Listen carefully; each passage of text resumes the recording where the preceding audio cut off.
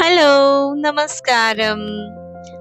അപ്പൊ കാട്ടിലൂടെ യാത്ര ചെയ്തോണ്ട് നമ്മൾ പോകുന്നത് നമ്മുടെ അടുത്ത ഡെസ്റ്റിനേഷനിലേക്കാണ്. അടുത്ത ഡെസ്റ്റിനേഷൻ സകലേഷ്പുര, ഹസൻ ഡിസ്ട്രിക്റ്റിലുള്ള സകലേഷ്പുര എന്ന് പറയുന്ന ഒരു സ്ഥലത്തേക്കാണ്. ഇതൊരു ഹൈ റേഞ്ച് ആണ്. കുറച്ച് ഹെയർ പിൻ കർവ്സ് ഒക്കെ കടന്നു വേണം നമുക്ക് അവിടെ എത്താൻ.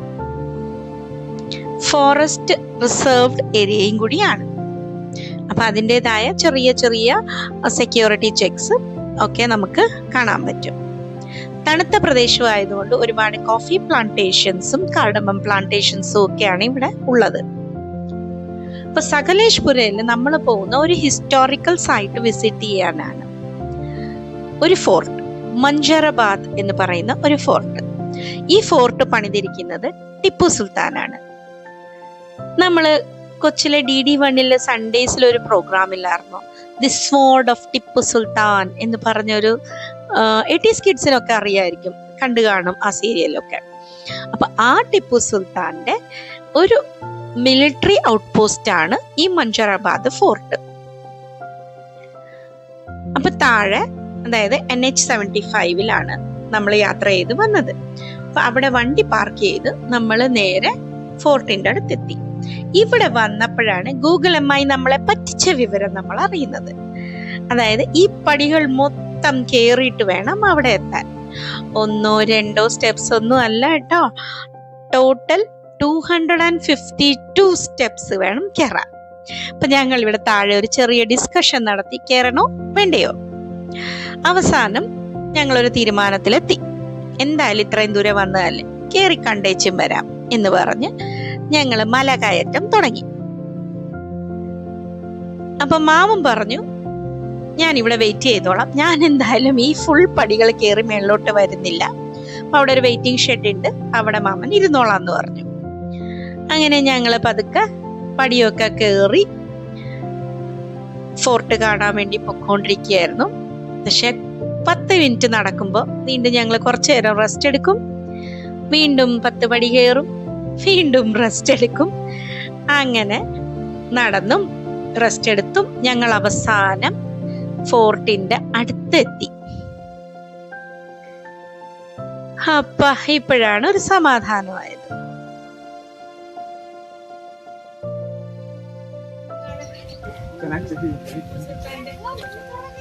ഇത് കാണാനാണ് നമ്മൾ വന്നത്. പക്ഷെ തീർന്നില്ല, ഇനിയും ഉണ്ട് 2-3 വളവുകൾ കടന്ന് അതിന്റെ എൻട്രൻസ് വരെ എത്താൻ.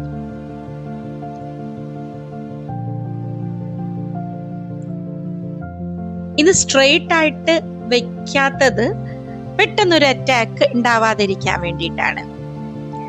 പുറത്തു നിന്ന് കണ്ടു കഴിഞ്ഞാൽ ഒരു എൻട്രൻസ് ഉള്ളതായിട്ട് നമുക്ക് തോന്നത്തേ ഇല്ല. അടുത്തെത്തുമ്പോഴാണ് ഇതുപോലത്തെ ഒരു എൻട്രൻസ് നമുക്ക് കാണുന്നത്. ഈ ഫോർട്ട് പണിതിരിക്കുന്നത് ഗ്രാനൈറ്റ് സ്റ്റോൺ കൊണ്ടാണ് കേട്ടോ. വലിയ ആർഭാടമൊന്നും ഇല്ലെങ്കിലും ചെറിയ രീതിക്കൊരു മുഗൾ ആർക്കിടെക്ചറിന്റെ ഒരു ചെറിയൊരു ഇത് ഇവിടെ കാണാൻ പറ്റും. ഈ ഒരു ഇത് കണ്ടോ, സ്ട്രക്ചർ, ഇത് ഈ ഒരു ഫോർട്ടിന്റെ ഏരിയൽ വ്യൂ ആണ് കേട്ടോ.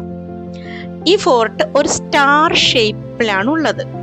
8 ആംഗിൾഡ് സ്റ്റാർ, 8 കോണുകളുള്ള ഒരു സ്റ്റാറിന്റെ ഷേപ്പിലാണ് ഈ ഫോർട്ട് പണിതിരിക്കുന്നത് ഒരു ഫ്രഞ്ച് ആർക്കിടെക്റ്റ് ആണ്. ഇപ്പൊ എൻട്രൻസ് ഗേറ്റ് കടന്നു വന്നു കഴിഞ്ഞാൽ ഇതുപോലത്തെ ഒരു നടുമുറ്റത്തിലാണ് ആദ്യം എത്തുന്നത്. മേ ബി അന്നത്തെ കാലത്ത് ഇവിടെ സെക്യൂരിറ്റി ചെക്കിന് വേണ്ടിയിട്ട് അവിടെ ആൾക്കാരെ നിർത്തി വെക്കുന്ന ഒരു സ്ഥലമായിരുന്നേക്കാം. അതിന്റെ സൈഡിലായിട്ട് ഇതുപോലത്തെ ഒരു ബറാക്ക് കാണാം. അന്ന് മേ ബി ഇവിടെ ഗാർഡ് റൂമോ അല്ലെങ്കിൽ സെക്യൂരിറ്റി ഓഫീസർമാർ ഇവിടെ സെക്യൂരിറ്റി ചെക്കിനൊക്കെ ഇരുന്നിരുന്നേക്കാം. ഈ ഫോർട്ട് പണിതിരിക്കുന്നത് 1792 18th സെഞ്ചുറിയിൽ.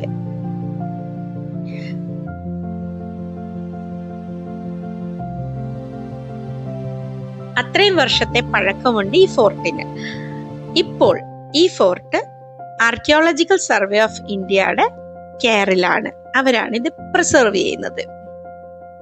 അപ്പൊ ആ ഒരു നടുമുറ്റം കടന്ന് വീണ്ടും നമ്മൾ വരുന്ന വേറെ ഒരു ഗേറ്റിലോട്ടാണ്. ഇപ്പൊ മിലിറ്ററി പോസ്റ്റും കൂടി ആയതുകൊണ്ട് ചിലപ്പോ 2 or 3 security level of checking കഴിഞ്ഞിട്ടായിരിക്കും ആൾക്കാരെ അകത്തോട്ട് വിടുന്നത്. ഇതൊക്കെ അന്നത്തെ കാലത്തെ ഗാർഡ് റൂംസും സെക്യൂരിറ്റി ഓഫീസറിന്റെ ഓഫീസും ഒക്കെ ആയിരുന്നേക്കാം അല്ലെ. ഒന്ന് ഇമാജിൻ ചെയ്ത് നോക്കിയേ, ഇതിന്റെ ഫ്രണ്ടിൽ നിൽക്കുന്ന ഗാർഡ്സ് തോക്കും തൊപ്പിയും യൂണിഫോമും ഒക്കെ ഇട്ടുകൊണ്ട് നിൽക്കുന്ന ഗാർഡ്സിനെ ഒക്കെ ഒന്ന് ഇമാജിൻ ചെയ്ത് നോക്കിയേ. എന്ത് രസമായിരുന്നേക്കായിരിക്കും അല്ലെ അന്നത്തെ കാലം.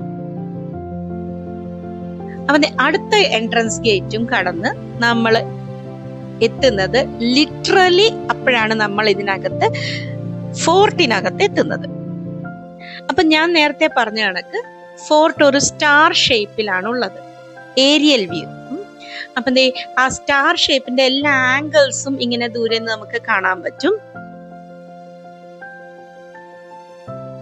ഇതാണ് ഇവിടുത്തെ 360 വ്യൂ. കണ്ടോ, ഷാർപ്പ് ആംഗിൾസ് ഉണ്ട്, 8 ആംഗിൾസ് ഉണ്ട്. അതാണ് നമ്മൾ വന്ന എൻട്രൻസ്. ഇതുപോലെ ഷാർപ്പ് കോർണേഴ്സ് ആണ് കേട്ടോ.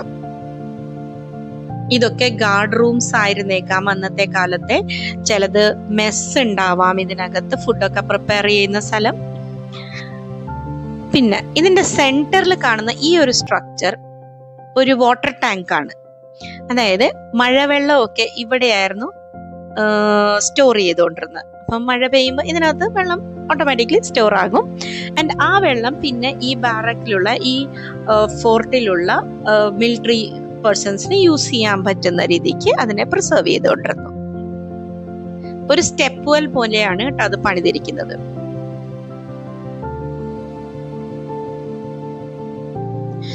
ഒരു സിംഗിൾ ലെവലിലുള്ള ഫോർട്ടാണ് കേട്ടോ, ഒറ്റ നിലയേ ഉള്ളൂ ഇതിന്. പിന്നെ വേറൊരു സ്ഥലം, ഇതൊരു സെല്ലാർ പോലെയാണ്, അണ്ടർഗ്രൗണ്ട് ചേംബേഴ്സ് ഉണ്ട് ഇതിനകത്ത്. അപ്പൊ ഇങ്ങനെ നമുക്ക് താഴെ ഇറങ്ങിപ്പോയി ഒന്ന് റൈറ്റിലോട്ട് ഒരു ആർച്ച് കാണുന്നില്ലേ, അതിലോട്ട് പോയി കഴിഞ്ഞാൽ ഒരു സെല്ലാർ പോലെ, ഒരു ഗാർഡ് റൂം പോലെ ഒക്കെ അവിടെ പ്ലേസ് ഉണ്ട്. അവിടെ ആയിരുന്നേക്കാം ആർമറിയും ഗൺ പൗഡറും ഒക്കെ സൂക്ഷിച്ചിരുന്ന സ്ഥലം. പിന്നെ ഈ കോട്ടയുടെ മേളിൽ നമ്മൾ എത്തുമ്പോഴത്തേക്ക് ഇതുപോലത്തെ ചെറിയ ചെറിയ വാച്ച് ടവേഴ്സ് ഉണ്ട്. പുറത്തു നിന്ന് കണ്ടു കഴിഞ്ഞു കഴിഞ്ഞാൽ ആർക്കും ഇതിനകത്ത് ഒരാളുള്ളതായിട്ട് അറിയത്തേയില്ല. അപ്പൊ ഒരു വാച്ച് ടവറിനകത്ത് നമുക്കൊന്ന് കയറി നോക്കാം.